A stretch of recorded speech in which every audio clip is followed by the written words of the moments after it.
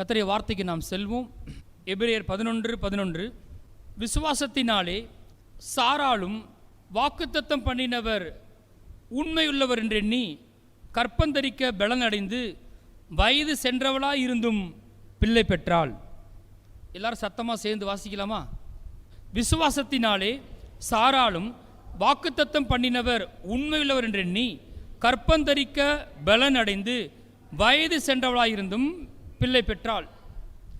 நாம் விசுவாசத்தை குறித்து பார்த்து கொண்டிருக்கிறோம். இந்த எபிரேயர் 11ஆம் அதிகாரத்தில் ஒவ்வொருவருடைய விசுவாசத்தை பார்த்து கொண்டிருக்கிறோம். அதில் இன்றைக்கி நாம் சாராளுடைய விசுவாசத்தை பார்க்க போகிறோம்.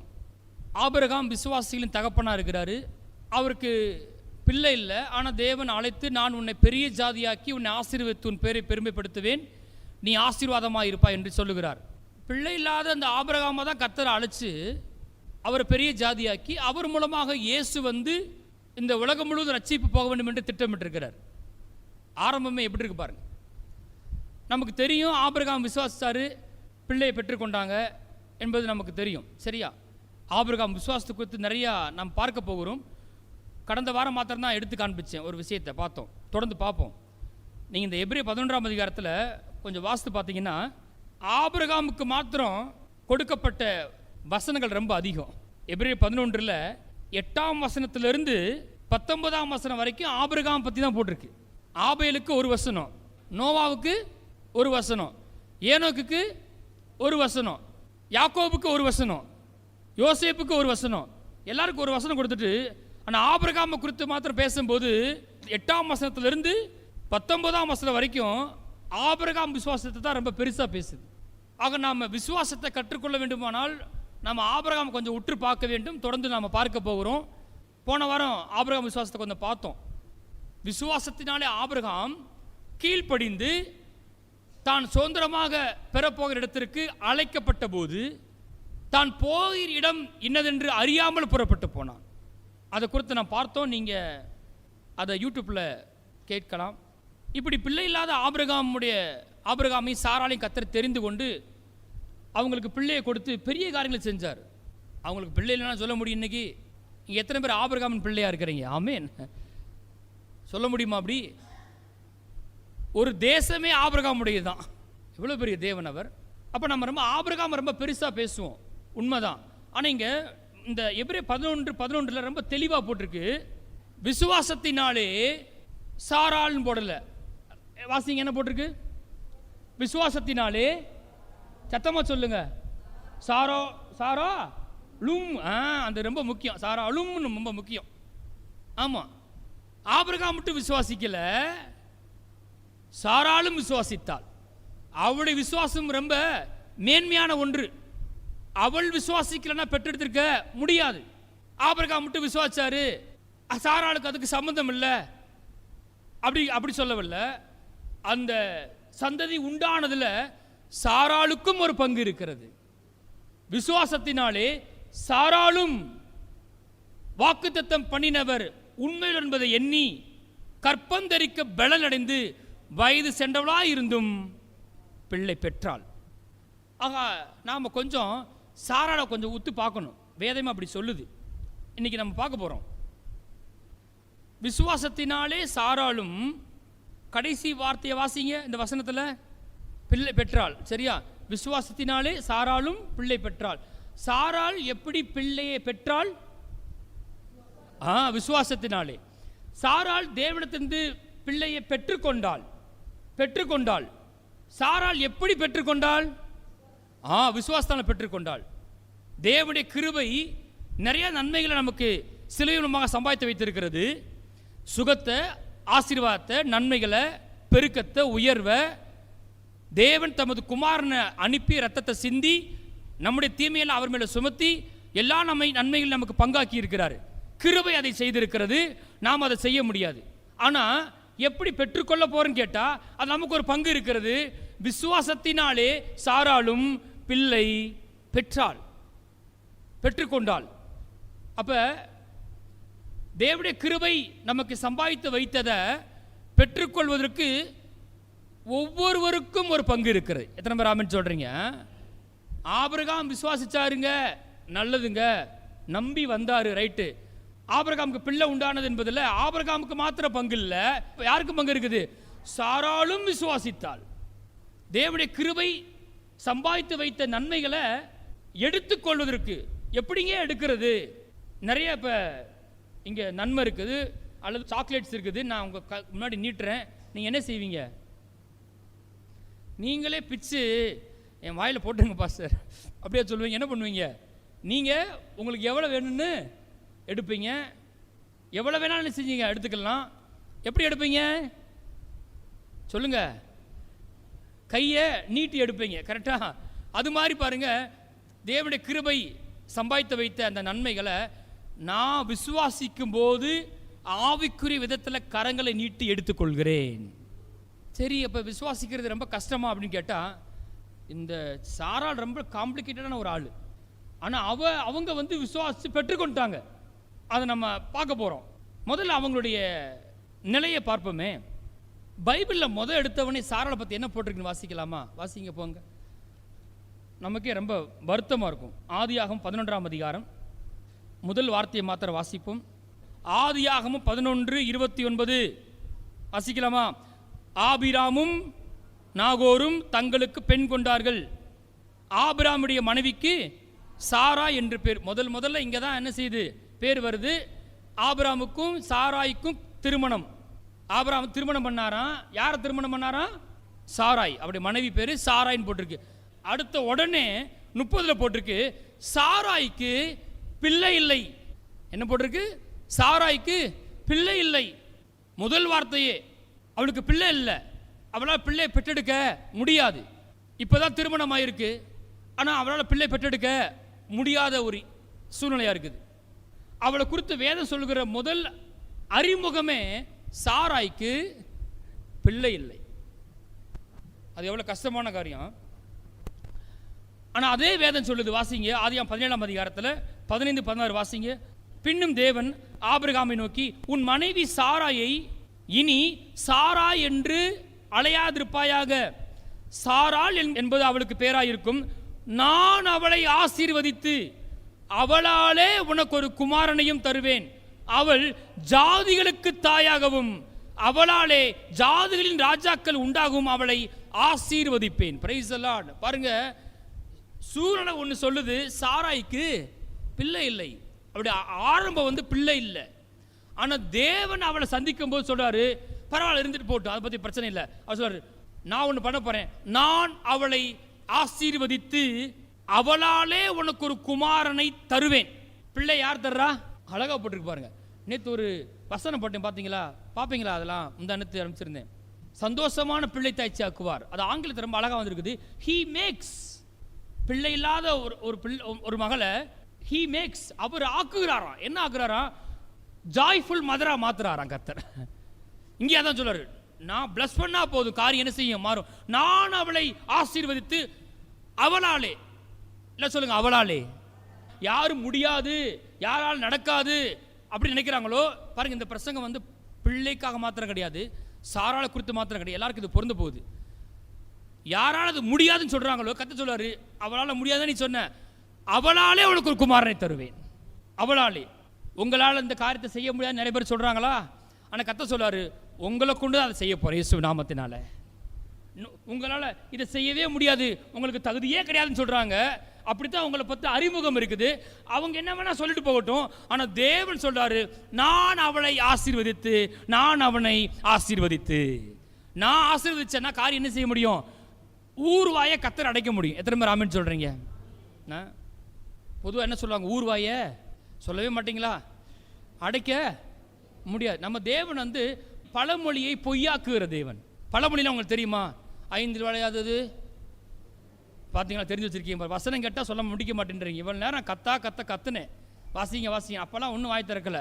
ஆனால் 5 விளையாதுன்னு 50 விளையாதது 50 விளையாதுன்னு சொல்கிறீங்க. ஏன்னா மண்டையில் நல்ல ஆழமா பதிஞ்சிருக்கு. அது ஸ்கூலில் வேறு போய் படிச்சிருக்கோம். 5 விளையாதது 50 விளையாது, 5 விளையாதது 50 விளையாது, மாறவே மாற மாட்டேன் அப்படின்னு பதிஞ்சிருச்சு. ஆனால் கடவுள் 75 வயசுல ஆளை கூப்பிட்டு மாத்துறாரு, 85 வயசுல மாத்துறாரு, 80 வயசுல மாத்துறாரு. நமக்கு பதிஞ்சிருச்சு மண்டையில். பழமொழியை பொய்யாக்குற தேவன். அங்க ஏனோக்கின் புத்தர் இருக்கிறாங்க, நெடிய ஆட்களா இருக்கிறாங்க, அதனால ஜெயிக்க முடியாது. அந்த பழமொழியை நான் பொய்யாக்குவேன். பிதாக்கள் திராட்சை காய்களை தின்றார்கள், பிள்ளைகளின் பற்கள் கூசி போயின. அப்பன் செஞ்ச தப்பு பிள்ளையை பாதிச்சிருச்சு அப்படின்னு பழமொழி சொல்றாங்க. நான் அந்த பழமொழியை பொய்யாக்குவேன். அந்த சாபத்தை நான் சுமந்து தீப்பேன். தலைமுறை சாபம் உனக்கு இல்லை. அப்ப எல்லாரும் வருஷ வருஷமா சொல்றாங்க, கேட்க ரொம்ப நல்லா இருக்கு. பிதாக்கள் திராட்சை காய்களை தின்றார்கள், பிள்ளைகளின் பற்கள் கூசி போயின. ரியலா பார்க்கும்போது ஆமா அப்படித்தான் நடக்கணும். அப்பன் தப்பு செஞ்சான், பிள்ளையை பாதிச்சிருச்சு, அவ்வளவுதான். கிடையாது. கர்த்தர் சொல்றார், அது பழமொழி. இது என்னுடைய வார்த்தை சொல்லுது. தலைமுறை சாபம் உனக்கு இல்லை இயேசு நாமத்தினால. தேவன் பழமொழிகளை, பழமொழின்னா என்னது? தொடர்ந்து அது மாதிரி நடந்து நடந்து நடந்து அது அப்படித்தான் நடக்குன்னு செட் ஆயிடுச்சு. ஆனால் கர்த்தர் அந்த செட்டானதான் என்ன செய்யறாரு? உடைக்கிறாரு. ஆரம்பம் வந்து பிள்ளை இல்லை அவளுக்குன்னு போட்டிருக்கு. ஆனால் கர்த்தர் சொல்றாரு, நான் அவளை ஜாதிகளுக்கு தாயாக்குவேன். தேவன் காரியத்தை மாத்துறாரு. அங்கே வாசிப்போம். ஏசாயா 51 போங்க. ஏசாயா 51:1-2. நீதியை பின்பற்றி கர்த்தரை தேடுகிற நீங்கள் எனக்கு செவி கொடுங்கள். நீங்கள் வெட்டி எடுக்கப்பட்ட கன்மலையையும் நீங்கள் தோண்டி எடுக்கப்பட்ட துறவின் குழியையும் நோக்கி பாருங்கள். வாசிப்போம். உங்கள் தகப்பனாகிய ஆபிரகாமையும், 2 பேரை பற்றியும் போட்டிருக்கு. உங்கள் தகப்பனாகிய ஆபிரகாமையும் உங்களை பெற்ற சாராளை நோக்கி பாருங்கள். வேதம் வந்து அவளுக்கு ஒரு என்ன செய்யுது? ஒரு இம்பார்ட்டன்ஸை கொடுக்குது. உங்களை பெற்ற சாராளை என்ன செய்யுங்க? நோக்கி பாருங்கள் சொல்லுங்க. என்ன சொல்ல வந்தேன்? ஆரம்பிக்கும் போது அவளை குறித்த அறிமுகம் வேற, ஆனால் வேதம் அவளை அந்த உலகத்துக்கு காண்பித்த விதம் வேற. அவள் வந்து ஜாதிகளுக்கு தாயா மாறிட்டா. அவளுடைய சந்ததியிலிருந்து கர்த்தர் ராஜாக்கள் எழுப்பியிருக்கிறார். அநேக தீர்க்கதரிசி எழுப்பி இருக்கிறாங்க. எல்லா சயின்டிஸ்டும் யார் தெரியுமா? சாராள மூலமா வந்தவள் தான். ஒருவேளை சொல்ல போனா கரெக்டா கர்த்தர் சொன்ன மாதிரி செஞ்சுட்டாரு பாருங்க. எல்லாம் ஆபிரகாம் சந்ததி தான். நிறைய நோபல் பரிசு பெற்றவங்களாம் யாரு? யூதர்கள். அவங்க யூதர்கள்லாம் யாரு? ஆபிரகாம் வித்திலிருந்து உண்டானது. அப்போ யாரு காரணம்? சாராள் சொன்ன மாதிரி கர்த்தர் செஞ்சாரு, நான் அவளை ஆசீர்வதித்து அவளிடத்திலிருந்து என்ன செய்வேன்? ராஜாக்களை எழும்ப பண்ணுவேன்னு சொன்னார். கர்த்தர் காரியத்தை அப்படியே மாற்றி போடுறாரு. இப்போ அங்கே போங்களேன். எபிரேயர் 11:11 எடுத்துக்கொள்ளுங்க, சீக்கிரமா போங்க.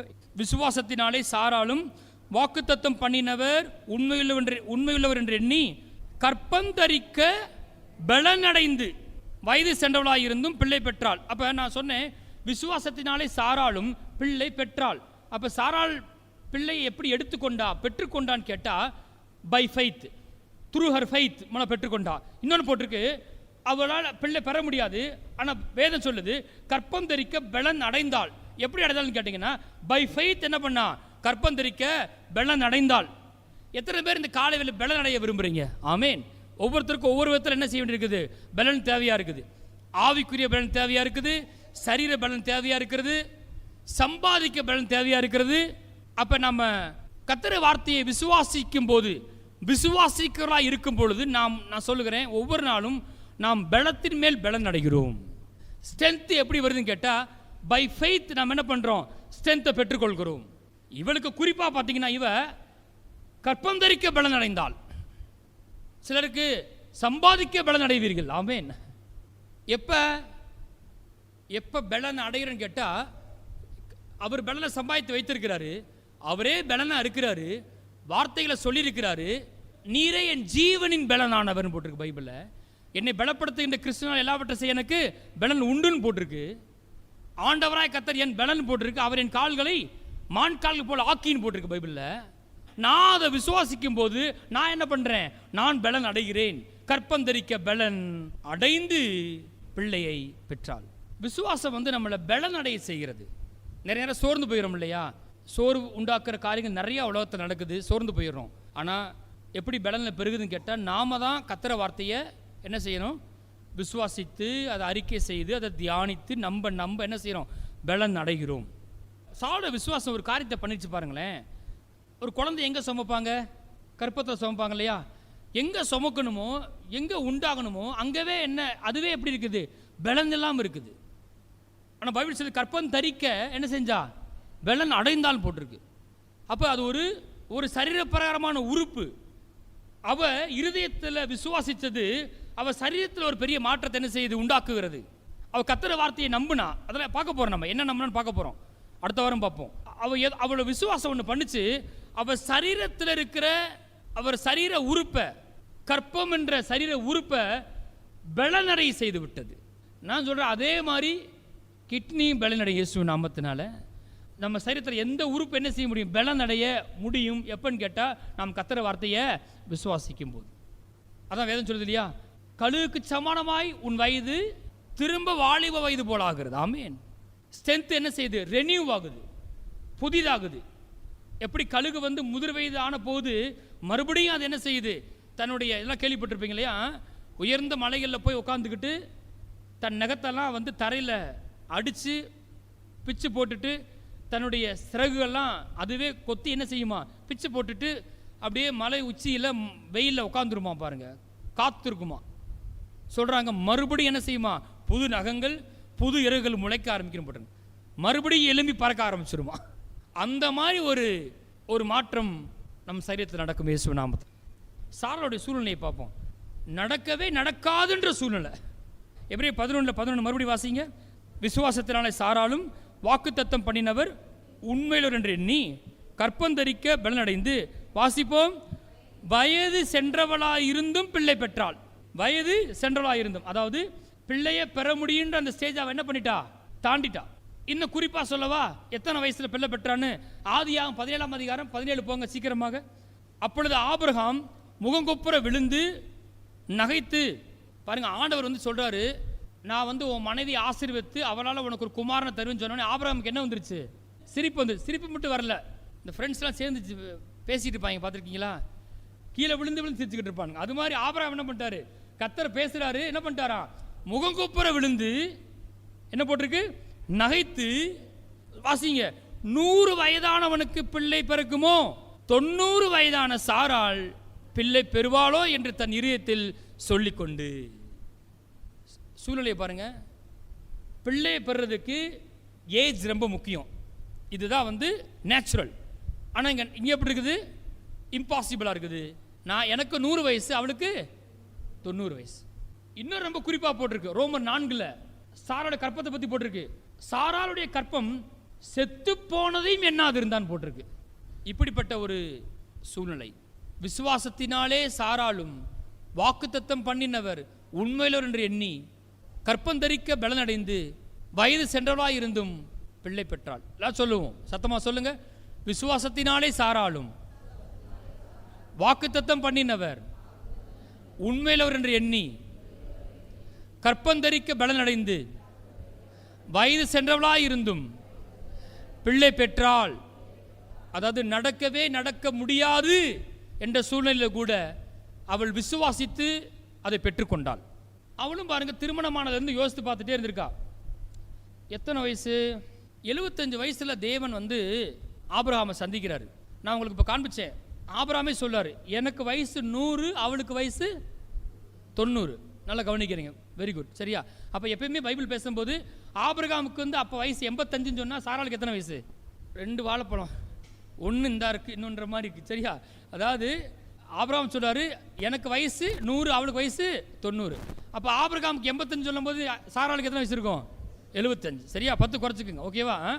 Very good. இப்போ பாருங்களேன், அவள் ஒரு ஏஜ் வரும்போது அவள் டெசிஷன் எடுக்கிறான். ஆதியாகமம் 16ஆம் அதிகாரம் போங்க. ஆதியாகமம் 16ஆம் அதிகாரம். ஆபிரகாமுக்கு 86 வயசாயிருச்சு, இவளுக்கு 76 வயசாயிருச்சு. அப்போ எடுக்கிற அந்த தீர்மானத்தை எடுக்கிறான். ஆபிரகாம தேவன் அழைக்கும் போது ஆபிரகாமுக்கு எத்தனை வயசு? 75. அப்போ சாராளுக்கு எத்தனை வயசு இருக்கும்? 65. இப்போ நான் வாசிக்க போகிற சம்பவத்தின் போது ஆபிரகாமோட வயசு வந்து 85. அப்போ சாராளுக்கு வயசு எத்தனை? 75. 10 வருஷம் வெயிட் பண்ணி பார்த்துட்டு தான் ஒரு தீர்மானத்துக்கு வர்றா. ஆபிரகாமுடைய மனைவியாகிய சாராய்க்கு பிள்ளை இல்லாது இருந்தது. மறுபடியும் அதே தான் சொல்லுது. வாசிப்போம். எகிப்து தேசத்தலாகிய ஆகார் என்னும் பேர் கொண்ட ஒரு அடிமை பெண் அவளுக்கு இருந்தாள். சாராய் ஆபிரகாமை நோக்கி, நான் பிள்ளை பெறாதபடிக்கு கர்த்தர் என் கற்பத்தை அடைத்திருக்கிறார், என் அடிமை பெண்ணோடு சேரும், ஒருவேளை அவளால் என் வீடு கட்டப்படும் என்றால். சாராயின் வார்த்தைக்கு ஆபிரகாம் கீழ்ப்படிந்து செவி கொடுத்தான். தங்கள் சித்தம் எனது பாக்கியம் என்று என்ன செஞ்சிட்டாரு? கீழ்ப்படிஞ்சிட்டாருன்னு போட்டிருக்கு. சொன்னதை செய்யுங்க, அதுக்கு மேலே பேச கூடான்ற மாதிரி ஆயிடுச்சு. இப்போ ஒரு விஷயத்தை யோசித்து பார்ப்போம். பாருங்க, ஒரு பெண் வந்து தனக்கு பிள்ளை இல்லைன்ற அந்த சூழ்நிலை அவள் ஒரு முடிவு எடுக்கிறா. என்ன செய்கிறா? தான் புருஷனுக்கு இன்னொருத்தியை கொடுத்து அது மூலமாக பிள்ளை உண்டாகின்ற அளவுக்கு அவள் அதை யோசிக்கிறாள். அப்போ கூட டவுட்டு தான், ஒருவேளை என்ன செய்யப்படும், வீடு என்ன செய்யப்படலாம், கட்டப்படலாம் அப்படின்னு நினைக்கிறா. ஆனால் உங்களுக்கு ஒன்று தெரியுமா, காரியம் ரொம்ப இன்னும் ஒர்ஸ்டாக மாறிடுச்சு. 2 விஷயம் நடந்து போச்சு. அப்போ ஆபிரகாமுக்கு 85 வயசு. ஆபிரகாம் கிட்ட பிரச்சனை இல்லை, சாராயால் தான் பிள்ளை பெற முடியலன்னு ஆகி போச்சு. இது என்னடா கொடுமையாக இருக்குது. இன்னும் கொஞ்சம் ஒர்ஸ்டாயிடுச்சு. இதுக்கு முன்னாடி வரைக்கும் பார்த்தீங்கன்னா ஒன்றும் பிரச்சனை இல்லை. இப்போ இவ ஆகாரம் கொடுத்த பிறகு, ஆகாரம் மூலமாக ஆபிரகாமுக்கு ஒரு பிள்ளை பிறந்த பிறகு இன்னும் அவளுக்கு ரொம்ப அழுத்தமாயிருச்சு. அச்சோ, அப்போ குழந்தை யாரால பிறக்கல, என்னால் தான் பிறக்கல, இன்னும் அவளுக்கு அழுத்தமாயிருச்சு. இதில் ஆகாரம் வேற அவளுக்கு சேட்டை பிடிச்சிச்சு. என்னாச்சு, பிள்ளை பெற்ற பிறகு அவளை அடிமை நடத்த ஆரம்பிச்சிட்டான். அது இன்னும் அழுத்தமாயிருச்சு. 5ஆம் வசனத்தை வாசிங்க. அப்பொழுது சாராய் ஆபிராமை நோக்கி, எனக்கு நேரிட்ட அநியாயம் உமது மேல் சுமரும். போச்சு போங்க, செய்யறதப்பெல்லாம் அவ செஞ்சு விட்டு என்ன பண்றா, செஞ்சதெல்லாம் இவ. ஆனால் என்ன சொல்றா, எனக்கு நேரிட்ட அநியாயம் உமது மேல் சுமரும். என் அடிமை பெண்ணை உம்முடைய மடியிலே கொடுத்தேன், அவள் தான் கர்ப்பவதியானதை கண்டு என்னை அற்பமாக எண்ணுகிறாள். கர்த்தர் எனக்கும் மூக்கும் நடு நின்று நியாயம் தீர்ப்பாராக. போச்சு. இப்போ கடைசி யார் மாட்டிக்கிட்டா சொல்லுங்க, ஆபிரகாம் மாட்டிக்கிட்டாரு. நீ தான் காணணும். அப்போ என்னன்னா 2 சைடு இருக்கு பாருங்க. என்னன்னா இவங்களுக்குள்ள இருக்க அழுத்தத்தை என்ன பண்றாங்க, மற்றவங்க மேல போட்டுறாங்க. அப்படி அந்த பிரச்சனை என்ன செய்ய முடியாது, சால்வ் பண்ண முடியாது. யாரும் மேல பிரஷரை போட வேண்டிய அவசியம் இல்லை. நம்ம அழுத்தத்தை எல்லாம் தாங்கறதுக்கு ஒருத்தர் இருக்கார், அவர் இயேசு. ஆமென். அவரை கூப்பிடுறாரு, வாங்க ஏன்ட்ட வாங்க, கர்த்தர் மேல் உன் பாரத்தை வைத்து விடு. புருஷன் மேல உன் பாரத்தை வைத்து விடுன்னு போடல, மனைவி மேல உன் பாரத்தை எதுவும் போடல. யார் மேல வைத்து விடு, கர்த்தர் மேல வைத்து விடு. ஏன்னா அவர் மனைவியும் ஒரு மனுஷி தான், கணவன் ஒரு மனுஷன் தான். எங்கிட்ட போய் தாங்கிறது. இப்படி ஒரு சூழ்நிலை இருக்கும்போது அது அவங்க ஃபேமிலிக்குள்ள நிறைய ப்ராப்ளத்தை உண்டாக்குச்சு. அவள் மாம்சீகமாக ஒரு முடிவெடுத்தா. இந்த சூழ்நிலையில் ஆதியாகமம் 17ஆம் அதிகாரம் வாசிங்க. ஆபிராம் எத்தனை வயசு, ஆபிராம் 99 வயதான போது கர்த்தர் ஆபிராமுக்கு தரிசனமாகி, நான் சர்வ வல்லமையுள்ள தேவன், நீ எனக்கு முன்பாக நடந்து கொண்டு உத்தமனாயிரு, நான் உனக்கும் எனக்கும் நடுவாக என் உடன்படிக்கை ஏற்படுத்தி உன்னை மிகவும் திரளாய் பெருக பண்ணுவேன் அப்படின்ட்டு அப்புறம் தான் பேச ஆரம்பிக்கிறார். 4 வாசித்து பார்த்தீங்கன்னா, நான் உன்னோட பண்ணுகிற என் உடன்படிக்கை என்னவென்றால் நீ திரளான ஜாதிகளுக்கு தகப்பனாவாய். இப்போ எப்போ பேசாருன்னு கேட்டிங்கன்னா, இது வரைக்கும் ஆபிரகாமுக்கு ஒரு நம்பிக்கை இருக்கும், ஆஹா நம்ம ஆகாரம் சேர்ந்து பிள்ளை வந்துருச்சு அப்படின்னு நினச்சிக்கிட்டு இருக்கான். இப்போ ஆண்டவர் என்ன பண்ணுறாரு, இன்னும் கொஞ்சம் டைம் ஆகுது. இப்போ ஆபிரகாமுக்கு வயசு எத்தனை, 99. அப்போ மறுபடியும் பேசுறாரு, நான் அவன் என்ன செய்வேன், திரளான ஜாதிகளுக்கு தகப்பனாக்குவேன்னு சொல்றாரு. இப்போ கேஸ் என்ன தெரியுமா, கேஸு, இப்போ ஆபிரகாமே சொல்றாரு, நான் என்ன வயசாயிட்டேன், 100 வயசாயிட்டேன், சாராளுக்கு 90 வயசாயிடுச்சு, 2 பேராலையும் என்ன செய்ய முடியாது, பிள்ளை பெற முடியாது. 2 பேரும் சேம் ஸ்டேஜ் கொண்டு இருக்கிறாங்க. இப்போ அந்த இடம் வந்துருச்சு. ஏன்னா பைபிளில் போட்டிருக்கு, ரோமர் 4 சாராளை பற்றி மாத்திரம் போடல, சாராள் கற்பம் செத்து போனது மட்டும் போடல, அப்படி போடல. ஆபிரகாமும் தன் சரீரம் செத்து போனதையும் எண்ணாது இருந்தான்.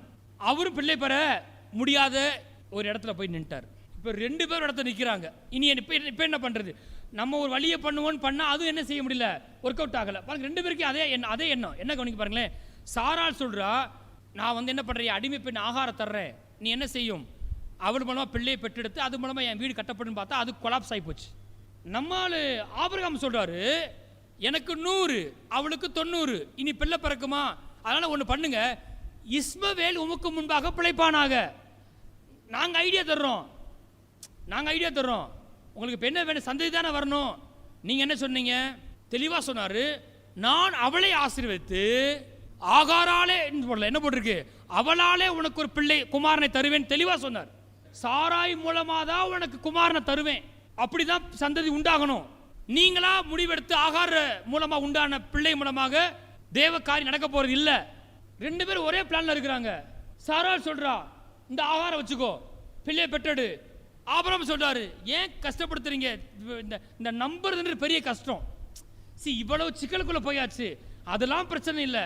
ஆனால் ஆண்டவரை நம்புறதுன்றது பெரிய சிரமமா தெரியுது அவங்களுக்கு. இனி நம்பி என்னத்தனட சூழ்நிலையே எப்படி இருக்குது, இனி வேலை கிடைக்குமா, இனி திருமண காரியம் நடக்குமா, இனி பெருக்க உண்டாகுமா, இனிமேல் ரெஸ்டோரேஷன் நடக்குமா, இனி என்னத்தை எப்படி நம்புறது, அதுக்கு வர மாட்டாங்க. ஆனால் ஆண்டவர் 2 பேரும் ஒரு இடத்துக்கு கொண்டு வந்துட்டாரு, உனக்கு 100 உனக்கு 90, ஆக மொத்தம் 2 பேரும் எங்க வந்தாகணும், 2 பேருமே என் வார்த்தையை நம்பி தான் பெற்றுக்கொள்ளணும். 2 பேருமே இடத்துக்கு வரணும். இனிமேல் வேற வழியே இல்லை, கர்த்தர் சொன்ன வார்த்தையை விசுவாசிச்சு தான் நாம் என்ன செய்ய முடியும்? பிள்ளையை பெற்றுக்கொள்ள முடியும். எத்தனை பேர் ஆமென் சொல்றீங்க? சில வேளைகளில் வேலையே கிடைக்கல, அவங்கள பார்த்தேன், இவங்கள பார்த்தேன், அவங்கள்ட்ட பேசினேன், இவங்கள நம்பினேன், ஒண்ணுமே நடக்கல பாஸ்டர். நடக்கவே நடக்காது. அப்படி நடந்தது பெரிய பிரச்சனையா கூட இருக்கலாம். ஆனா கர்த்தரே வார்த்தையை நீங்க நம்பி விசுவாசிக்கும் போது கர்த்தர் உங்களுக்கு சிறந்த வேலையை தருவார். ஆமென். எந்த இடத்துக்கு எல்லாரும் வரணும்னு கேட்டீங்கன்னா, இது சாராளுக்கு மட்டும் பேசிக்கிட்டோம். நம்ம எல்லாருமே ஒரு இடத்துக்கு வரணும். ஷார்ட்கட் முயற்சிக்க கூடாது, யாரையும் நோக்கி பார்க்க கூடாது. நமக்கு ஆதாரம் கர்த்தர் தான். என்னன்னு கேட்டா, கர்த்தர் சொன்ன வார்த்தையை நான் நம்ப போகிறேன். இன்னும் பர்டிகுலர் சொல்ல போனா, வாக்குத்தத்தம் கொடுத்திருக்காரு. ஆமா, அந்த வாக்குத்தத்தம் பண்ணினவர் உண்மையுள்ளவர். அவருடைய ஃபெய்த்தோட சாராம்சம் அடுத்த வாரம் பார்ப்போம் முடிஞ்சா. அவருடைய ஃபெய்த்தோட சாராம்சம் என்னன்னு கேட்டீங்கன்னா, வாக்குத்தத்தம் பண்ணினவர் உண்மையுள்ளவர். என்ன சொன்னாரோ அதை நிறைவேற்ற அவர் வல்லவர். சொன்னதை கண்டிப்பா செய்வார். ஆனா வயசு ஆகிட்டே போகுது, காலங்கள் கடந்து போச்சு, சரீரம் செத்து போச்சு, கற்பம் செத்து போச்சு. ஆனா ஒண்ணு மாத்திரம் தான் இருக்குது, கர்த்தர் வாக்குத்தத்தம் பண்ணிருக்காரு. வாக்குத்தத்தம் பண்ணினவர் எல்லாம் சொல்லுங்க, வாக்குத்தத்தம் பண்ணினவர் உண்மையுள்ளவர். சரி, இவ்வளவு சிக்கல்ல இருக்கிறாளே, இவ எப்படி விசுவாசிச்சா? இதுதான் கதையை. இப்பதான் கதையை ஆரம்பிக்குது. இப்படிப்பட்ட சிக்கலுக்குள்ளும் குழப்பத்துக்குள்ளேயும் இருக்கிற இந்த சாராள் எப்படி நம்பினா? அவருடைய ஆரம்பமே ரொம்ப அற்பமா இருக்குது. இப்படிப்பட்டவள் பற்றி எபிரேயர் 11 போடும்போது போட்டிருக்கு, வயது சென்றவளா இருந்தும் பிள்ளை பெற்றாள்னு போட்டு அவளை விசுவாச வீரர்கள் லிஸ்ட்டை கொண்டு போய் சேர்த்துருச்சு.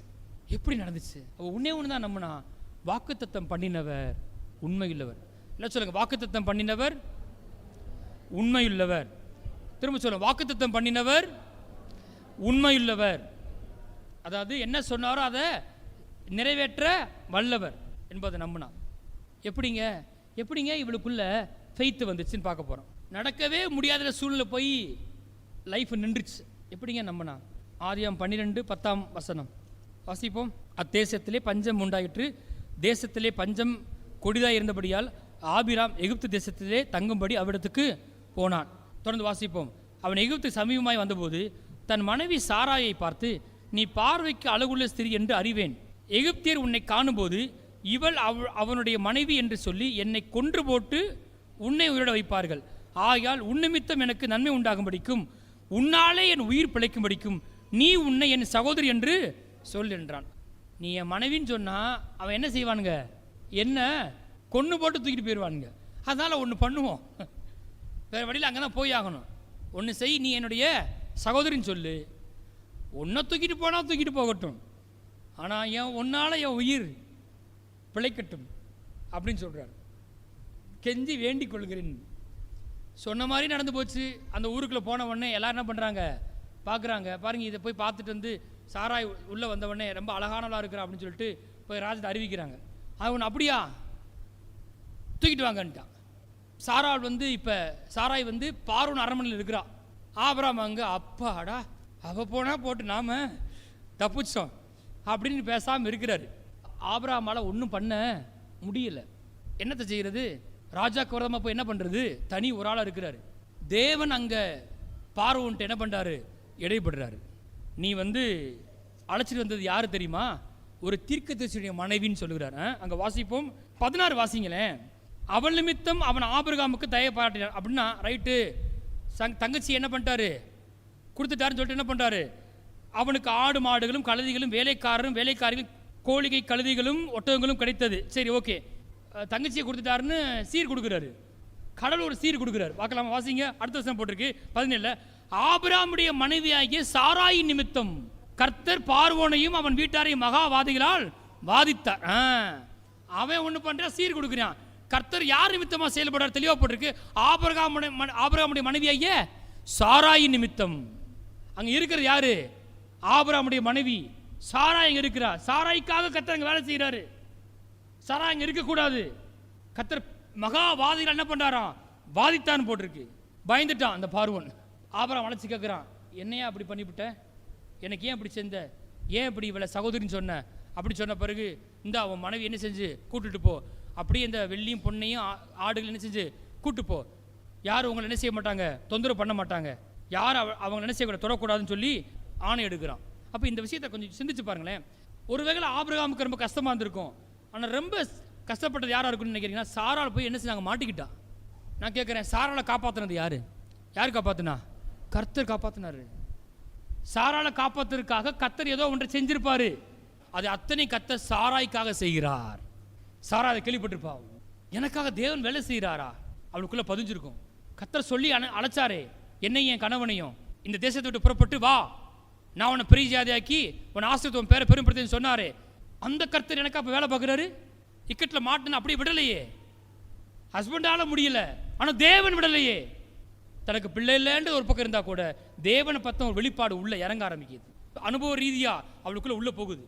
எனக்காக கர்த்தர் என்ன செய்ய, யுத்தம் பண்ணுவார், எனக்காக வருவார், கர்த்தர் எனக்காக வருவார். சரி, வயசு கடந்துருச்சு. இப்போ 65 வயசு. இந்த சம்பவத்தப்ப பார்வான் தூக்கிட்டு போனப்ப எத்தனை வயசு? 65 வயசு. 65 வயசுல எப்படி இருக்கிறாங்க? ரொம்ப அழகா இருக்கிறாங்க. இப்போ அடுத்து பாருங்க, இன்னும் 15 வருஷம் கழிச்சு 80 வயசு ஆகி போச்சு. வாசிங்க ஆதியாகமம் 20ஆம் அதிகாரம் போங்க, 1ஆம் வசனத்தை வாசிப்போம். ஆபிராம் அவ்விடம் விட்டு தென் தேசத்துக்கு பிரயாணம் பண்ணி காதேசுக்கும் சூருக்கும் நடுவாக குடியேறி கேராரிலே தங்கினான். சரியா? அங்கே ஆபிராம் தன் மனைவியாகிய சாராளை தன் சகோதரி என்று சொன்னதினாலே கேராரின் ராஜாவாகிய அபிமெலேக்கு ஆள் அனுப்பி சாராளை அழைப்பித்தார். இந்த ஆபிரகாமுக்கு வேற வழியே தெரியல. எப்படி கர்த்தர் வருவாரு, நான் தப்பிச்சா போதுன்னு என்ன பண்ணிட்டாரு, கர்த்தர் மேல விசுவாசத்தில் போயிட்டு அனுப்பிச்சு விட்டார். இப்போ தேவன் இடைப்படார். வாசிங்க 3ஆம் வசனத்தை வாசிங்க. தேவன் இரவில் அபிமெலேக்குக்கு சொப்பனத்தில் தோன்றி, நீ அழைப்பித்த ஸ்திரீ நிமித்தம் நீ செத்தாய், அவள் ஒருவனுடைய மனைவியாய் இருக்கிறாளே என்றார். கர்த்தர் கடிந்து கொள்ளார். வேற ஒருத்தர் மனைவியை என்ன செய்யக்கூடாது, தொடக்கூடாது. அது எனக்கு முன்பாக எப்படி இருக்குது, பாவமா இருக்குது. அபிமெலேக்கு அவளை சேராதிருந்தான். ஆகையால் அவன், ஆண்டவரே நீதுள்ள ஜனங்களை அழிப்பீரோ, இவள் தன் சகோதரி என்று அவன் என்னோட சொல்லவில்லையா, அவன் தன் சகோதரி என்று இவளும் சொன்னாலே, 2 பேர் இவங்க தான் பண்ணாங்க, ஆண்டவரே உத்தம இதயத்தோடும் சுத்தமான கைகளோடு இதை செய்து என்றான். அப்படி நினைச்சுதான் என்ன செஞ்ச, தூக்கிட்டு வந்தேன், அவன் மனைவியா இருந்தால் தூக்கிட்டு வந்திருக்க மாட்டேன் அப்படின்னு சொல்றான். அப்பொழுது தேவன், உத்தம இதயத்தோடு நீ இதை செய்தாய் என்று நான் அறிந்திருக்கிறேன், நீ எனக்கு விரோதமாக பாவம் செய்யாதபடிக்கு உன்னை தடுத்தேன், ஆகையால் நீ அவளை தொட நான் உனக்கு இடம் கொடுக்கவில்லை. Price the Lord. அழகா போட்டிருக்கு, நீ அவளை தொட நான் உனக்கு இடம் கொடுக்கவில்லை. Price the Lord. மறுபடியும் கர்த்தர் யாருக்காக வராரு, சாராளுக்காக வராரு. கர்த்தர் வேலை செய்யறாரு. ஆபிரகாமால ஒன்றும் செய்ய முடியல, ஆனால் கர்த்தர் சாராளுக்காக வேலை செய்கிறார். நீ அவளை தொட, அவளை டச் பண்ண முடியல உன்னால, நான் உனக்கு இடம் கொடுக்கவில்லை. நான் ஒப்பு கொடுக்காத வரைக்கும் நீ தொட முடியாது. கர்த்தர் சொல்றாரு. நான் சொல்றேன், வாழ்க்கையில் தேவன் நம்மளை யார் கையில் ஒப்பு கொடுக்க போவதே இல்லை. Praise the Lord. ஆமென். நம்மளை அவர் ஒப்பு கொடுக்கலாம், யார் நம்மளை தொட முடியாது. நீ அவளை தொட, நான் உனக்கு இடம் கொடுக்கவில்லை. நான் என்ன சொல்ல வரேன், ஆபிரகாமுக்கு மாத்திரம்தாங்க ஆண்டவர் வேலை செய்கிறாரு, சாராளுக்கெல்லாம் வேலை செய்ய மாட்டாரு அப்படிலாம் இல்லை. சாராளுக்காக வேலை செய்கிறார் கர்த்தர். 7 வாசிங்க. அந்த மனுஷனுடைய மனைவியை அவனிடத்திற்கு அனுப்பிவிடு, அவன் ஒரு தீர்க்கதரிசி, நீ பிழைக்கும்படிக்கு அவன் உனக்காக வேண்டுதல் செய்வான், நீ அவளை அனுப்பிவிடாதிருந்தால் நீயும் உன்னை சேர்ந்த யாவரும் சாகவே சாவில் என்று அறிவாயா என்று சொப்பனத்தில் அவனுக்கு சொன்னார். எத்தனை பேர் நம்புறீங்க உங்களுக்காக கர்த்தர் ராஜா கடத்தில் சொப்பனத்தில் பேசுவார் என்று? ஆமேன். நீங்கள் அடுத்து பார்த்தீங்கன்னா, அது அப்புறம் பார்ப்போம், இருந்தால் லைட்டாக சொல்லிவிடுறேன். அதுக்கப்புறம் சாராளை விட்டுடுறான். யார்? அபிமெலேக்கு. ஆபிரகாம் ஜெபம் பண்ணுறாரு. ஆபிரகாமுக்கு என்ன இல்லை, பிள்ளை இல்லை. ஆனால் ஆபிரகாம் யாருக்கா ஜெபம் பண்ண? அபிமெலேக்காக ஜெபம் பண்ணுறாரு. ஜெபம் பண்ண வயலில் போட்டிருக்கு. பழைய ஏற்பாட்டிலே முதல் சுகமாக்கின சம்பவம் தெரியுமா? இதுதான். ஆபிரகாம் ஜெபம் பண்ணதுனால அபிமெலேக்குக்கு கர்த்தர் பிள்ளையை கொடுத்தார். இதில் கூத்துனா அண்ணா ஆபிரகாமுக்கு என்ன இல்லை, இவருக்கே பிள்ளை இல்லை, ஆனால் இவர் என்ன பண்ணார்? ஜெபிக்கிறார், மற்றவங்களுக்கு பிள்ளை உண்டாகுது. கிஃப்ட் வேலை செய்யுது, ஜெப வேலை செய்யுது. ஆனால் இவருக்கு இப்போ எப்படி பிள்ளை உண்டான்னு கேட்டால், ஜெபம்னா வராது. ஜெபம் பண்ண நல்லது, ஆனால் அதோட முக்கியமானது ஆபிரகாம் என்ன செய்யணும்? கர்த்தர் வார்த்தையை விசுவாசிச்சு தான் பெறணும் என்பதை ரொம்ப உறுதியாக கற்றுக் கொடுக்க விரும்புகிறார். ஆபிரகாம் போய் பல வருஷம் ஆகும் இல்லை, அப்படிலாம் கிடையாது. ஆபிரகாம் ஏன் ஃபாதர் ஆஃப் ஃபெய்த்னு கேட்டால் 25 வருஷம் வெயிட் பண்ணாங்க பிள்ளைக்காக. அதுவும் 75ல் சொல்லி 100ல் கிடைக்குது. ரொம்ப ரொம்ப ஒர்ஸ்ட் சிச்சுவேஷன். ஆனால் அப்பதான் ஆபிரகாம் சாராளும் விசுவாசித்து கர்த்தர் சொன்னபடியே பிள்ளையை பெற்றுக்கொண்டார்கள். ஆச்சரியமா இல்லை? அப்போ தேவன் சாராளுக்கு ஒரு விசுவாசம் வந்துருச்சு. கர்த்தர் சொன்னதை கண்டிப்பாக செய்வார். இக்கட்டான நிலையில் மாட்டிக்கிட்டேன், ஒரு முறை இல்லை 2 முறை மாட்டிக்கிட்டேன். அப்போ கூட எனக்காக என்ன செஞ்சார்? எனக்காக தேவன் கிரியை செய்தார் என்று யாருக்குள்ள போயிடுச்சு? சாராளுக்குள்ள போயிடுச்சு. எனக்காக என் கணவன் என்னை நேசிக்கிறவர் தான், ஆனால் அவரால் ஒன்றும் செய்ய முடியல. இந்த சூழ்நிலை என் தாய் தகப்பன் நேசிக்கிறவன் தான், அவரால் ஒன்றும் செய்ய முடியல.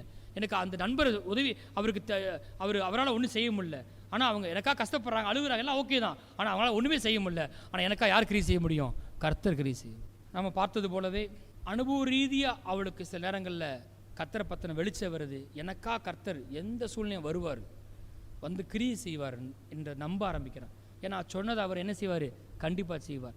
அப்படின்னா நம்மளை காக்குறாருன்னா நிச்சயமாக அவர் என்ன செய்வார்? சொன்ன மாதிரி பிள்ளை என்ன செய்வார்? தருவா. இதை செஞ்சவர் அதையும் செய்வார் அப்படின்ற ஒரு விசுவாசம் துளிர்க்க ஆரம்பிச்சிருச்சு அவளுக்குள்ள. இப்போ தேவன் என்ன பண்ணுறாருங்க? பீரியாடிக்காக வார்த்தையை அனுப்பிக்கிட்டே இருக்கார். அதை மட்டும் வாசித்து முடிக்க போகிறோம். கரெக்டாக 3 வருஷத்தை வாசித்து முடிச்சிருவோம். ஆதியாம் 17 போங்க, திரும்ப 17 வாசிப்போம். அப்பொழுது ஆபிரகாம், அதாவது தேவன் சொல்றாரு, உன் மனைவியை சாராய் என்று அழைக்காத, சாராள் என்று கூப்பிடு, ஏன்னா அவளை ஆசீர்வதிச்சு அவளால் உனக்கு ஒரு குமாரனை தருவேன், அவள் ஜாதிகளுக்கு தாயாவா, அவளை ஆசீர்வதிப்பேன்னு சொல்லி முடித்த பிறகு 17 வாசிப்போம். அப்பொழுது ஆபிரகாம் மூங்குப்புற விழுந்து நகைத்து, 100 வயதானவனுக்கு பிள்ளை பிறக்குமோ, 90 வயதான சாராள் பிள்ளை பெறுவாளோ என்று தன் இதயத்தில் சொல்லிக்கொண்டு வாசிப்போம். இஸ்மவேல் உமக்கு முன்பாக பிழைப்பானாக என்று ஆபிரகாம் தேவனிடத்தில் விண்ணப்பம் பண்ணினான். பாருங்க, நல்ல ஒரு விஷயத்தை சொல்ல மறந்துட்டேன். அந்த இக்கட்டான சூழ்நிலையில் அந்த அபிமெலேக்கை விடுதலை பண்ணிட்டான் இல்லையா? சாராளை விடுதலை பண்ணிட்டான். அப்போ ஆபிரகாம் என்ன பண்ணார்? ஜெபம் பண்ணார். நல்லா கவனிங்க. நாம் ஒரு சிக்கல் இருக்கும்போது உங்களுக்கே ஒரு அற்புதம் வேணும், உங்களுக்கு அந்த அற்புதம் தான் வேணும். ஆனால் உங்கள்கிட்ட ஜெபம் பண்ண வருவாங்க. எப்படி ஆபிரகாமுக்கே பிள்ளை வேணுமா? ஆனால் அவர் என்ன பண்ணாரு? அபிமெலேக்காக ஜெபம் பண்ணாரு. பைபிள் போட்டிருக்கு, பிரமாணம், விடுதலை பண்ணுங்கள், விடுதலை பண்ணப்படுவீர்கள். நாம சிக்கல் இருக்கிறோம், நம்மளே சிக்கல் இருக்கிறோமா? இல்லை மற்றவங்களுக்கு ஜெபம் பண்ணி நம்ம என்ன சொல்லுவோம்? முதல்ல போய் உன் வேலையை பாருவான்னு சொல்லுவோம். வேதம் அப்படி பார்க்கல. யோபுவே சிறையிருப்பில் இருக்கிறாரு. அவர் பாதி, அவர் கதையே அந்த கதியா இருக்குது. இது அவர் ஜெபம் பண்ணாராம், தன்னை செய்வதற்காக வேண்டிக் கொண்டார். அவர் அவங்களுக்கு வேண்டிக் கொண்டவனே கர்த்தர் இவே சிறைப்பை திருப்பினாராம். அப்போ நாம எனக்கு எனக்கு எனக்கு எனக்கு ஆண்டு எப்போ செய்வார், எனக்கு எப்போ வேலை கொடுப்பாரு, எப்போ அதை தருவார், எப்போ இதை தருவார், அதை தந்தார் தர மாட்டேன்றாரு, இப்படியே ஓடக்கூடாது. மற்றவங்களுக்கு என்ன செய்யணும்? முழங்கால போட்டு ஜெபிக்கணும். போன வாரம் பாருங்க, ஒரு சகோதரி வந்து ஸ்ரீலங்காலேருந்து கால் பண்ணியிருந்தாங்க. இந்த வாட்ஸ்அப்பில் ஏதாவது நம்பர் போதில் அங்கேருந்து கூப்பிட்டுருந்தாங்க. கூப்பிட்டு ஓன்னு அழுகுறாங்க. என்னன்னு கேட்டால், என் பொண்ணு ரஷ்யாவில் மாட்டிக்கிருச்சு, என்ன பிரச்சனை? இந்த மாதிரி விசா பிரச்சனை அப்படின்னு சொன்னோன்னே, அது தப்பு தானே? ஆமாம் தப்பு தான், இருந்துட்டா, எக்ஸ்டெண்ட் பண்ணி இருந்துட்டா, மாறல, பிடிச்சிட்டு போயிட்டாங்க. ஒரு 2-3 வாரத்துக்கு முன்னாடி பேசினா, அதுக்கப்புறம் டச்சே இல்லை, என்னன்னே தெரியல, எனக்கு பயமாக இருக்குன்றாங்க. ஒரு தாய்க்கு பயமாக இருக்குமா இருக்காதா? சிந்திச்சு பாருங்க. அம்மா வந்து ஸ்ரீலங்காவில் இருக்கிறாங்க, பொண்ணு எங்கே இருக்கா? ரஷ்யாவில் இருக்கிறா. ஜெபம் பண்ணுறாங்க. நான் சொன்னேன், அப்படியா ஒன்று பண்ணுவோமான்னு சொல்லிட்டு உடனே ஒன்று பண்ணோம். அப்படியே முழங்கால் போட்டேன் நான். நம்ம ஜெபம் பண்ணுமாமா? முழங்கால் போடுவோமா? முழங்கால் போடுங்க. நானும் முழங்கால் போட்டேன். முழங்கால் போட்டு ஜெபம், கையை நோக்கி ஜெபம் பண்ண பாருங்க. கர்த்தாவே, நீர் வந்து அங்கே இடைபடுகிறதுக்கு நமக்கு நன்றி அப்படின்னு சொல்லி ஜெபத்தை ஃபோனை கட் பண்ணி முடிச்சுட்டு திரும்ப நான் டேபிள் வந்து உட்காடுறேன். உடனே ஃபோன் வருது, ஐயா நீங்கள் ஜெபம் பண்ணி முடிச்சு நான் வீட்டுக்குள்ளே போகிறேன், எனக்கு என் மகிட்ட இருந்து ஃபோன் வந்துருச்சு. நாளைக்கு டிக்கெட் போட சொல்லியிருக்கிறாங்க, 3.5 லட்சம் வந்துருவா என் மக. அவ்வளோதாம்மா, எப்பயுமே இப்படியே பண்ணுங்க. முழங்கால் போட்டு கர்த்தரை நோக்கி கையை தூக்கி என்ன செய்யுங்க? ஜெபம் பண்ணுங்க. உங்கள் வீட்டு கதவை அடைங்க. வேறு யாரும் உதவி செய்ய முடியாது, நமக்கு யாருமே உதவி செய்ய முடியாது. அப்போ நாமளே சிக்கலில் இருக்கிறோம், இதில் நம்ம ஜெபம் பண்ண போகிறோமா? இல்லை ஆமாம், அப்படி தான் செஞ்சாகணும். நீங்களே பிரச்சனை இருக்கலாம், ஆனால் நீங்கள் என்ன செய்யணும்? மற்றவங்களுக்காக ஜெபிக்கணும். நீங்கள் கர்த்தருக்காக ஊழியம் செய்யணும், கர்த்தர் உத்தமமாக தேடணும், உற்சாகமாக இருக்கணும். ஆமாம், கண்டிப்பாக கர்த்தர் உங்களுக்கு அற்புதத்தை செய்வார். எத்தனை பேர் மற்றவங்களுக்காக பரிந்து பேசி ஜெபிக்க போகிறீங்க? சூப்பர். எத்தனை பேர் மற்றவங்களுக்காக பரிந்து ஜெபம் பண்ண போகிறீங்க? இப்போ பார்த்தாலும் லிஸ்ட்டில் உங்கள் பேரே தான் வருமா? உங்கள் ஆட்டுக்குட்டி, உங்கள் நாய்க்குட்டி, உங்கள் பிள்ளை, இப்படியே தான் இருக்குமா? சுற்றி ரசிக்கப்படாமல் எத்தனை பேர் இருக்கானே, நண்பன் இருக்கானே, உறவு இருக்கானே, சபை இருக்கே, பாஸ்டர் இருக்காரு, பாஸ்டர் குடும்பம் இருக்குது, இந்த ஊர் இருக்குது, எதுவுமே லிஸ்ட்டில் இருக்காதா? எல்லாம் உங்கள் லிஸ்ட்டு தானா? நான் ஐ தானா? மீ தானா? எப்போ மற்றவங்களுக்காக ஜெபிக்க போகிறோம்? ஏன் ஜெபிக்க முடியல தெரியுமா? அடுத்தவங்க வழி தெரியலை. அடுத்தவங்க பிரச்சனை சொல்லும்போது அவங்க வழி நமக்கு தெரியல, அவங்க சூழ்நிலை நமக்கு புரியலை.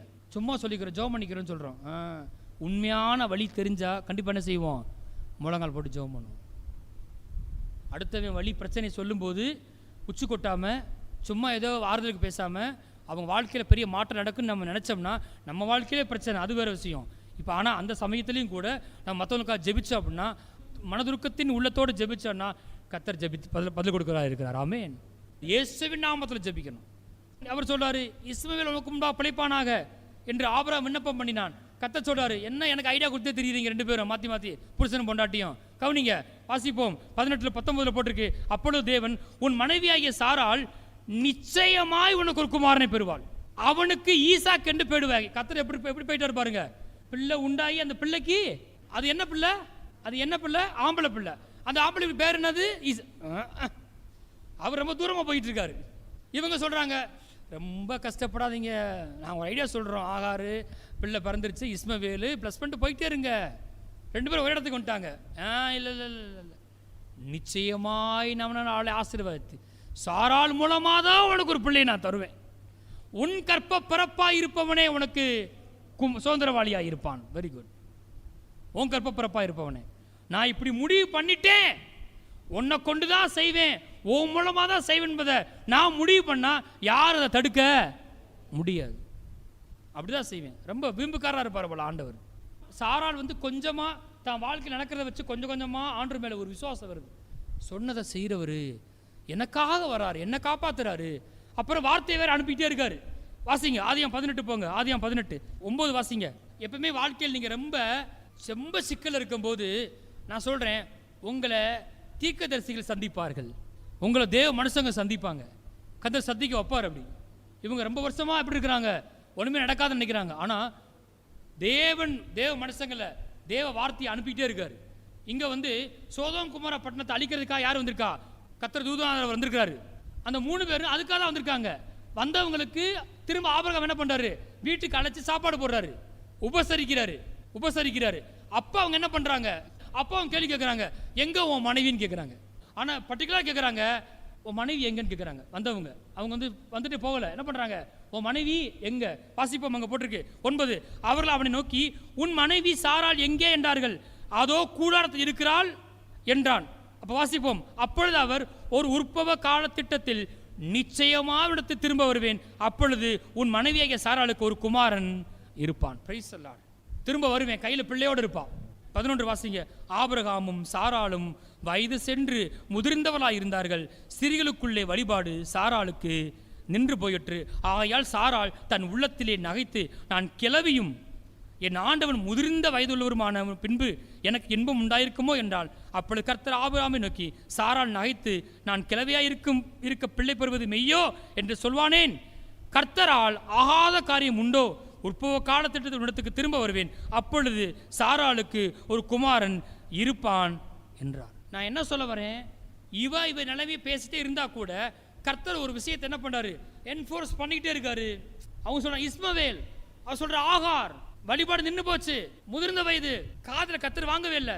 நிச்சயமாய் உனக்கு குமாரன் உண்டாகும், நிச்சயமாய் உனக்கு குமாரன் உண்டாகும், நான் திரும்பி வரும்போது உனக்கு பிள்ளை இருக்கும், நிச்சயமாய் உண்டாகும். புஷ் பண்ணிக்கிட்டே இருக்காரு ஆண்டவர் வார்த்தையை. நீ சூழ்நிலை நினைச்சுக்கிட்டே இருக்கிற, நிச்சயமாய் உனக்கு குமாரன் உண்டாகும். அவர் வார்த்தை சொல்றாரு, கர்த்தரால் ஆகாத காரியம் உண்டோ? எல்லாம் சொல்ல, கர்த்தரால் ஆகாத காரியம் உண்டோ? திரும்ப சொல்ல, கர்த்தரால் ஆகாத காரியம் உண்டோ? சரிங்க, பைபிளில் இது அற்புதமான வசனம். பைபிள் 2 அற்புதமான வசனம் இருக்கு பாருங்க. ஒன்று கர்த்தரால் ஆகாத காரியம் உண்டோ, இன்னொன்று தேவனாலே கூடாத காரியம். எத்தனை அந்த வசனம் பிடிக்கும்? தங்க வசனம். கரெக்டா? அந்த 2 வசனம் எங்க திரும்ப சொல்லப்பட்டிருக்கு? ரெண்டுமே பிள்ளை பெற முடியாதவங்க பிள்ளை கொடுப்பேன்னு சொல்லும் போதுதான் கர்த்தர் சொல்லியிருக்கிறார். தேவனால் கூடாத காரியம் ஒன்றுமில்லைன்னு எங்க சொல்லப்பட்டிருக்கு? மரியாள்கிட்ட பேசும்போது சொன்ன வார்த்தை. இங்க சொல்றாரு, கர்த்தரால் ஆகாத காரியம் உண்டோ அப்படின்னு பேசுறாரு. ஆபிரகாம் சாராள் 2 பேரும் சேர்ந்து என்ன பண்றாங்க? பேச்சை மாத்துறாங்க, வான நட்சத்திரங்களை பார்க்க ஆரம்பிக்கிறாரு, அறிக்கை மாறுது. இதுவரைக்கும் அனுபவபூர்வமாக பார்த்த காரியங்களை வச்சு ஒரு இடத்துக்கு வர்றாங்க. வாக்குத்தத்தம் பண்ணினவர் உண்மையிலவர், என்ன சொன்னார கண்டிப்பா செய்வார் இடத்துக்கு வந்த உடனே ஒரு விஷயம் நடந்துருச்சு. வாசித்து முடிச்சிருவோம். ஆதியாகமம் 21 போங்க.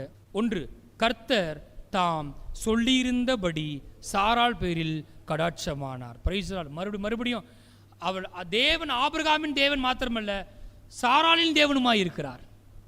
ஆமென். வாசிப்போம். கடாட்சமானார், கர்த்தர் தாம் உரைத்தபடியே சாராளுக்கு செய்தார். மீட் ஆகுது பாரு ரெண்டுமே. எப்படி?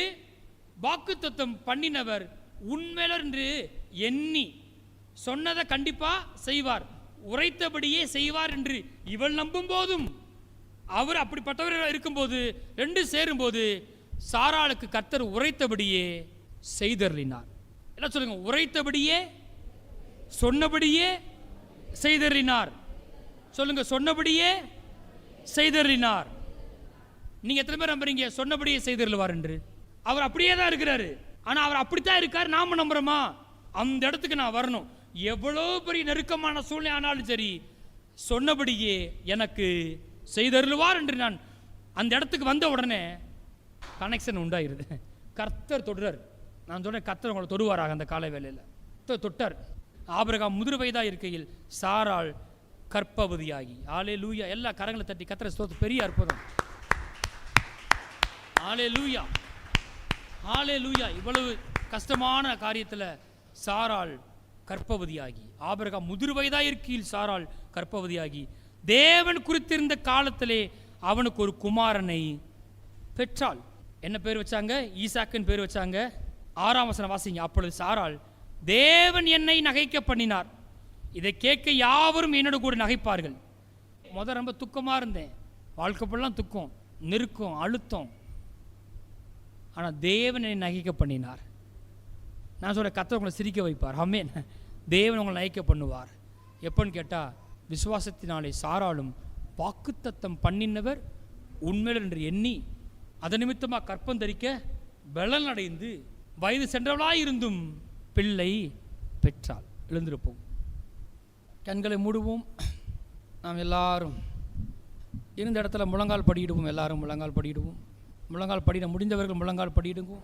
ஹல்லேலூயா. அம்மை துதிக்கிறோம். கண்களை மூடி கரங்களை உயர்த்துவோம். தேவனுக்கு நேராக வானத்தை நோக்கி இயேசுவின் நாமத்தில் ஜெபிக்க போகிறோம்.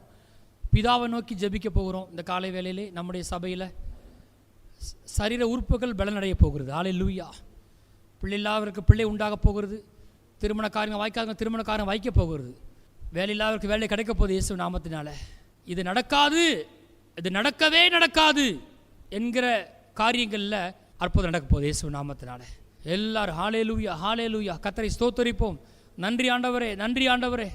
எங்கள் கர்த்தாவே, எங்கள் சபையில் இப்படிப்பட்ட அற்புதங்களை செய்கிறதுக்காக நன்றி கர்த்தாவே. துதிக்கிறோம், துதிக்கிறோம், துதிக்கிறோம். எல்லாரும் பாரப்பட்டு அடுத்தவங்களுடைய வேதனை வழியை புரிந்து கொண்டு எவ்வளோ வேதனைப்படுவாங்க, எவ்வளோ கஷ்டப்படுவாங்க. வேலை இல்லாமல் எவ்வளோ வேதனையாக இருக்கும், திரும்ப நடக்காமல் எவ்வளோ வேதனையாக இருக்கும், பிள்ளைக்காக எவ்வளோ காத்து கொண்டிருக்கிறாங்க. இந்த அப்படி ஒவ்வொரு காரியத்துக்காக அவங்க வேதனை அடிப்படையில் ஹல்லேலூயா அம்மை துதிக்கிறோம். உம்மை நோக்கி நாங்கள் பார்க்கிற தகப்பனே, எங்களுக்கு நாங்கள் அறிந்த ஒரு வாழ்க்கைக்காக நாங்கள் ஜெபிக்கிறோம் சாமி. எங்கள் கண்களுக்கு முன்பாக நாங்கள் கொண்டு வருகிறோம். இயேசுவின் நாமத்தில் அவளை ஆசீர்வதிக்கிறோம் சாமி. இயேசுவின் நாமத்தில் ஆசீர்வதிக்கிறோம் ஆண்டவரே. சாராளை நகைக்க பண்ண கர்த்தர் அப்படியாகவே அவர்களை நகைக்க பண்ண வைக்க போகிறதுக்காக துதிக்கிற கர்த்தாவே. அவர் ஆசீர்வதித்து பிள்ளை தரப்போறதுக்காக நன்றி. பெரிய அற்புதம் நடக்கட்டும் ஆண்டவரே. கற்பம் திறப்பதாக இயேசுவின் நாமத்தினால, இயேசுவின் நாமத்தை கமெண்ட் பண்ணுகிற கர்த்தாவே. திருமண காரியங்கள் வாய்ப்பதாக இயேசுவின் நாமத்தினால, வேலை கிடைக்கட்டும் இயேசுவின் நாமத்தினால. பெரிய காலம் நடக்க போவதற்காக நன்றி கர்த்தாவே. நீ இப்படி செய்கிறீர், ஒரு நாமத்தை மகிமைப்படுத்தும். சாராளுக்காக கிரியை செய்த கர்த்தர் இங்கே இருக்கிற எல்லா சாராளுக்காக கிரியை செய்கிறதுக்காக நன்றி.